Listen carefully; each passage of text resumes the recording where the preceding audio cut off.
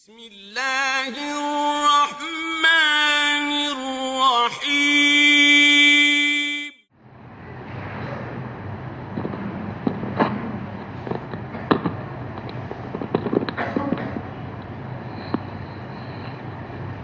السلام علیکم ورحمۃ اللہ وبرکاتہ۔ بسم اللہ الرحمن الرحیم۔ عن جابر بن عبد اللہ رضی اللہ تعالی عنہ قال قال رسول اللہ صلی اللہ علیہ وسلم ان اللہ لم یبعثنی معنتا ولا متعنتا ولكن بعثنی معلما میسرا۔ رواہ مسلم۔ محترم حضرات،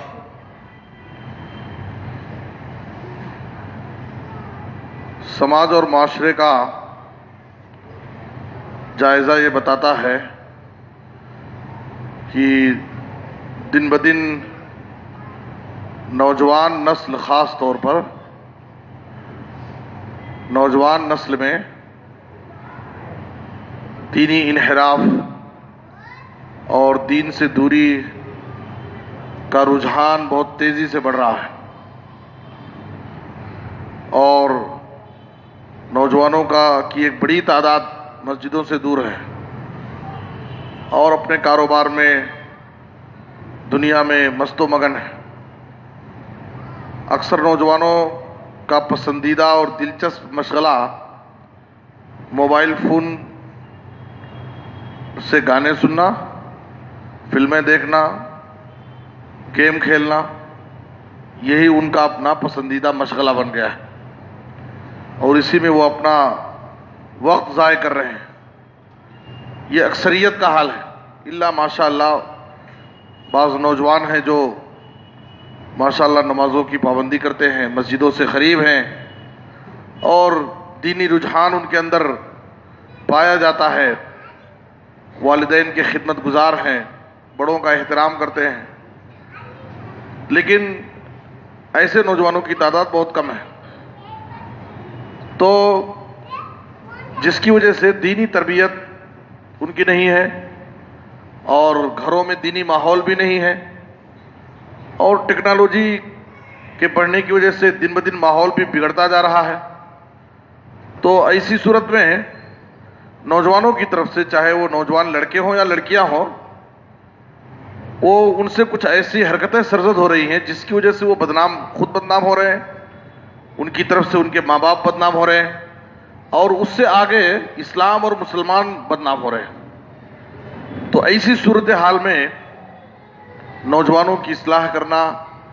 اور ان کی دینی تربیت کرنا، ایمانی تربیت کرنا، اخلاقی تربیت کرنا، یہ ہم سب کی ذمہ داری ہے، اس لیے کہ تربیت سے فائدہ ہوتا ہے۔ جب ان کے سامنے اللہ اور اس کے رسول کی باتیں پیش کی جاتی ہیں اور ذہنوں کو جھنجھوڑا جاتا ہے، تو دل سے جو بات نکلتی ہے اثر رکھتی ہے، پر نہیں طاقت پرواز مگر رکھتی۔ ہو سکتا ہے اخلاص کے ساتھ، سچے دل سے، اصلاح کے مقصد سے اگر ان کی تربیت کی جائے، ان پر محنت اور کوشش کی جائے، تو ان کی اصلاح ہو جائے اور وہ اپنی زندگیوں میں تبدیلی لائیں، اور اللہ سے سچی توبہ کر کے وہ اللہ سے قریب ہونے کی کوشش کریں، مسجدوں سے جڑ جائیں،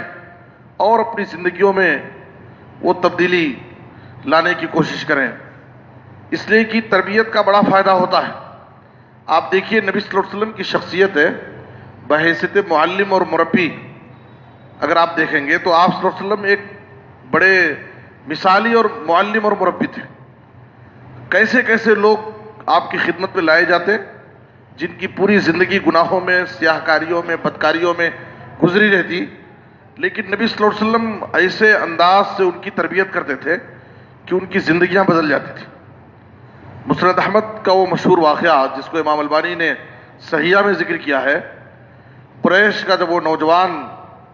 نبی صلی اللہ علیہ وسلم کی خدمت میں حاضر ہوا اور وہ آپ سے زنا کی اجازت مانگ رہا تھا۔ اب آپ سوچئے کہ نبی صلی اللہ علیہ وسلم کیسا، اس کا مزاج کیا ہے، اور اس کی زندگی کیسی بری زندگی ہے اور کیسے ماحول میں وہ رہنے والا ہے کہ نبی صلی اللہ علیہ وسلم کی خدمت میں آ کر کے آپ سے زنا کی اجازت پوچھتا ہے۔ صحابہ کرام بےتاب ہو گئے اور اس کو ڈانٹنا شروع کیے، مارنے دوڑے، لیکن نبی صلی اللہ علیہ وسلم نے کہا کہ مسئلہ اس سے حل ہونے والا نہیں ہے، ڈانٹنے سے مارنے سے مسئلہ حل نہیں ہوگا۔ اس کو آپ نے اپنے قریب بلایا، قریب بلا کر کے آپ صلی اللہ علیہ وسلم نے اس کی تربیت کی۔ تربیت کیسے کی؟ آپ صلی اللہ علیہ وسلم نے کہا اتحبہ لامک، جس چیز کی تو اب اجازت پوچھ رہا ہے مجھ سے، کیا تو اس کو اپنے ماں کے لیے پسند کرے گا؟ وہ غصے میں آ گیا اور کہا لا واللہ، سختی سے انکار کیا، اللہ کی قسم ہرگز ایسا نہیں ہو سکتا، اللہ مجھے آپ پر قربان کرے۔ تو نبی صلی اللہ علیہ وسلم نے کہا کہ جس طرح سے تو اپنی ماں کے لیے اس چیز کو پسند نہیں کرتا، تو اسی طرح سے کوئی بھی اپنے ماں کے لیے اس چیز کو پسند نہیں کرے گا۔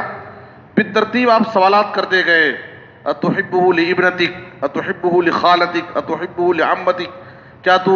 اس کام کو اپنی بیٹی کے لیے، اپنی بہن کے لیے، اپنی خالہ کے لیے، اپنی پھوپھی کے لیے پسند کرے گا؟ وہ ہر سوال کے جواب میں سختی سے انکار کرتا۔ تو نبی صلی اللہ علیہ وسلم نے کہا کہ آخر جس چیز کی تو اجازت مانگ رہا ہے وہ بھی تو کسی کی ماں ہوگی، کسی کی بہن بیٹی ہوگی، کسی کی خالہ اور پھوپھی ہوگی۔ جیسے تو اس بات کو اپنے لیے گوارا نہیں کرتا اور کسی طرح سے پسند نہیں کرتا ہے، تو کوئی بھی اپنی بہن بیٹی کے لیے اس چیز کو ہرگز پسند نہیں کرے گا۔ دیکھیے اس کی تربیت ہو گئی ہے،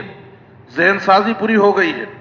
لیکن ایک معلم، ایک مربی، ایک دائی کا کردار یہ ہے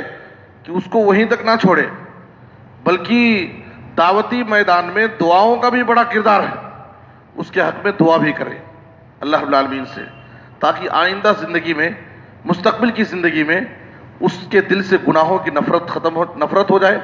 اور اللہ کا ڈر حقیقی طور پر اس کے دل میں کہیں بھی وہ رہے، اللہ سے ڈر کر زندگی گزارے۔ تو نبی صلی اللہ علیہ وسلم نے تربیت کرنے کے ساتھ ساتھ اس کے حق میں دعا کی، اس کے سینے پر ہاتھ رکھا اور کہا اللہم اغفر ذنبہ وطہر قلبہ وحسن فرجہ، اے اللہ تو اس کے گناہوں کو معاف کر دے، اس کے دل میں جو گناہوں کی گندگی چھا گئی ہے جس کی وجہ سے اس کا دل کالا ہو گیا ہے، اس کے دل کو گناہوں سے پاک صاف کر دے اور اس کی شرمگاہ کو تو پاک کر دے، اس کو اپنی عزت کی حفاظت کرنے کی توفیق دے۔ حدیث کے الفاظ ہیں، آخری الفاظ، فَلَمْ يَلْتَفِتْ بَعْدَ ذَلِكَ إِلَىٰ شَيْءٍ، اس تربیت کے بعد ہے وہ نوجوان گناہ کی طرف، بدکاری کی طرف کبھی اپنی زندگی میں متوجہ نہیں ہوا، کبھی اس کے دل میں برائی کا خیال نہیں آیا۔ ایسی تربیت نبی صلی اللہ علیہ وسلم نے اس نوجوان کی جس کی پوری زندگی سیاہ کاریوں میں، بدکاریوں میں گزری ہے۔ تو اس لیے تربیت سے بہت سارے فائدے ہوتے ہیں۔ نبی صلی اللہ علیہ وسلم کی زندگی میں تربیت کے بہت سارے ایسے واقعے ہیں کہ سامنے والا کیسا سخت ہے، جاہل ہے اور نادان ہے اور اس کے دل میں اسلام اور مسلمانوں کے تعلق سے سخت دشمنی ہے، لیکن پھر بھی نبی صلی اللہ علیہ وسلم اس کو قریب بلاتے اور اس کی تربیت کرتے، اس کے ذہن کو صاف کرتے، اس کے دل میں اسلام اور ایمان کی محبت بٹھاتے اور وہ شخص اپنی اصلاح کر لیتا اور اس کے دل کی دنیا بدل جاتی تھی۔ تو اس لیے اسی مقصد سے نوجوانوں کی تربیت کے لیے آپ کے سامنے پروگرام کا اعلان کیا گیا ہے۔ میں امید کرتا ہوں کہ آپ تمامی حضرات نوجوانوں کو خاص طور پر اس پروگرام سے زیادہ جوڑنے کی کوشش کریں، تاکہ وہ نوجوان جو دین سے دور ہیں، اور نوجوانوں کے دین سے دوری کے مسئلے کی وجہ سے ماں باپ بھی پریشان ہیں، ایسا نہیں کہ ماں باپ بھی بہت پریشان ہیں، لیکن شکایت کریں تو کس سے کریں؟ خود اپنے بیٹے ہیں جو بد اخلاق ہو گئے ہیں، نافرمان ہو گئے ہیں اور ایسی حرکتیں کر رہے ہیں جس کی وجہ سے ان کی طرف سے ماں باپ بدنام ہو رہے ہیں۔ اس لیے